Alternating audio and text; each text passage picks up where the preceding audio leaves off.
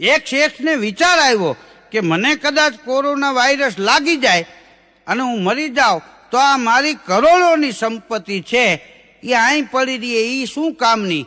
મારે આ બધી સંપત્તિ મારા ભેગી જીવનમાં લેતી જાવી. ચંદુભાઈ હુંબલ મારા મિત્ર છે, એને આ ખૂબ સારી વાત કરી, હું આપની સમક્ષ રજૂ કરું છું.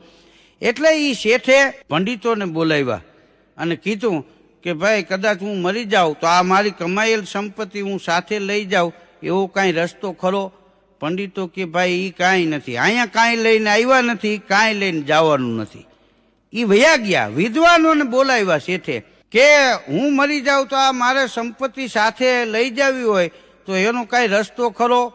વિદ્વાન કે એમાં કાંઈ ન હાલે, ભેગું કાંઈ આવે નહીં.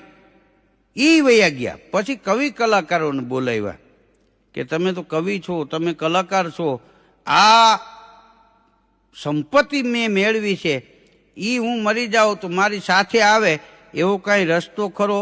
કવિ કલાકાર કે ઈ નો મેળ પડે. કે છે ત્યાં કાકો નહીં, માં મળે નહીં, માથા હગપણ નાય હાંધા, એ તો હરખા પરમાં હામળા, ત્યાં કાંઈ ભેગું ન આવે.